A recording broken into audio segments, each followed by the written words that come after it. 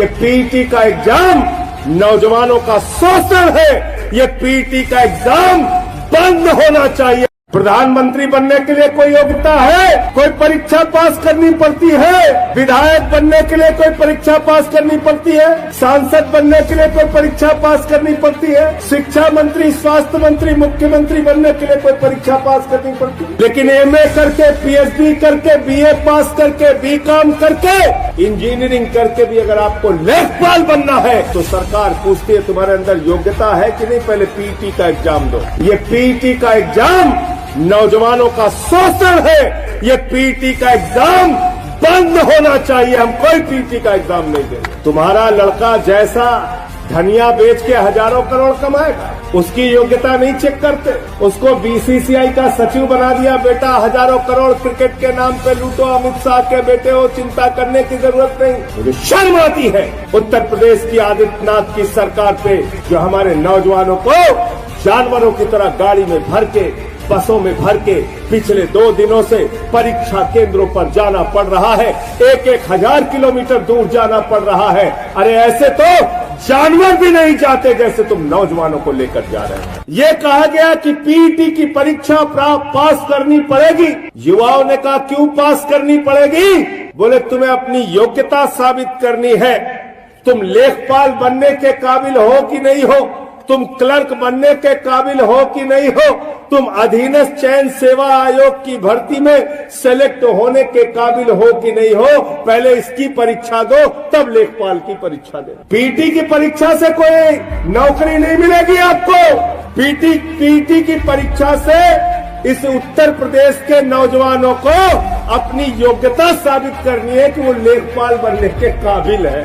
बारे बाबा योगी जी, उत्तर प्रदेश के अंदर, लेकिन अगर आप पूछे यूपी के मुख्यमंत्री की योग्यता क्या है, सरकार कहती है अंगूठा टेको तब भी बन सकता। पूछे शिक्षा मंत्री बनने की योग्यता क्या है, सरकार कहती है अंगूठा टेक है फिर भी शिक्षा मंत्री बन सकता है। स्वास्थ्य मंत्री बनने की योग्यता क्या है, अंगूठा टेक है तब भी स्वास्थ्य मंत्री बन सकता है। अरे उच्च शिक्षा का, विश्वविद्यालय का मंत्री बनने की योग्यता क्या है, अंगूठा टेक है फिर भी बन सकता है। सांसद बनने की योग्यता क्या है, डॉक्टर महेश शर्मा जी ने कहा अंगूठा टेक है फिर भी बन सकता है। अरे विधायक बनने की योग्यता क्या है, बोले अंगूठा टेक है फिर भी बन सकता है। अच्छा सब कुछ छोड़ो, प्रधानमंत्री बनने की योग्यता क्या, बोले अंगूठा टेक है फिर भी बन सकता है। प्रधानमंत्री बनने के लिए कोई योग्यता है? कोई योग्यता है? कोई परीक्षा पास करनी पड़ती है? विधायक बनने के लिए कोई परीक्षा पास करनी पड़ती है? सांसद बनने के लिए कोई परीक्षा पास करनी पड़ती है? शिक्षा मंत्री, स्वास्थ्य मंत्री, मुख्यमंत्री बनने के लिए कोई परीक्षा पास करनी पड़ती है? लेकिन एमए करके, पीएचडी करके, बीए पास करके, बीकॉम करके, इंजीनियरिंग करके भी अगर आपको लेखपाल बनना है तो सरकार पूछती है तुम्हारे अंदर योग्यता है कि नहीं, पहले पीटी का एग्जाम दो। इसलिए ये पीटी का एग्जाम नौजवानों का शोषण है। मैं चाहता हूं युवक विंग के लोग लखनऊ के अंदर आंदोलन करें, अनशन करें, प्रदर्शन करें, छात्र विंग के लोग इनके साथ मिलकर आंदोलन करें। ये पीटी का एग्जाम बंद होना चाहिए। हम कोई पीटी का एग्जाम नहीं देंगे। तुम्हारा लड़का जैसा धनिया बेच के हजारों करोड़ कमाएगा, उसकी योग्यता नहीं चेक करते। उसको बीसीसीआई का सचिव बना दिया, बेटा हजारों करोड़ क्रिकेट के नाम पे लूटो, अमित शाह के बेटे हो, चिंता करने की जरूरत नहीं। और किसान का बेटा, मजदूर का बेटा, मेरठ में रहने वाला, बागपत में रहने वाला, नोएडा में रहने वाला, गाजियाबाद में रहने वाला, उसको बलिया भेजोगे, उसको गाजीपुर भेजोगे, गाजीपुर वाले को गाजियाबाद भेजोगे, बरेली वाले को बलिया भेजोगे।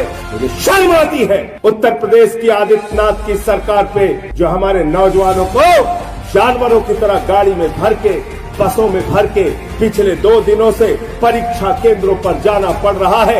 1-1 हजार किलोमीटर दूर जाना पड़ रहा है। अरे ऐसे तो जानवर भी नहीं जाते जैसे तुम नौजवानों को लेकर जा रहे हैं। आदित्यनाथ जी, मैं पूछना चाहता हूं, नरेंद्र मोदी की रैली होती है, खाने का पैकेट देते हो, बस का किराया देते हो, ट्रेन का किराया देते हो।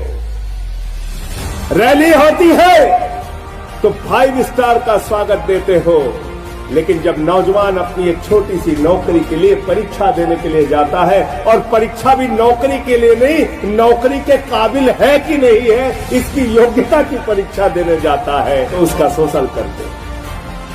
200 रुपए फार्म के ले लिए बाबा जी ने।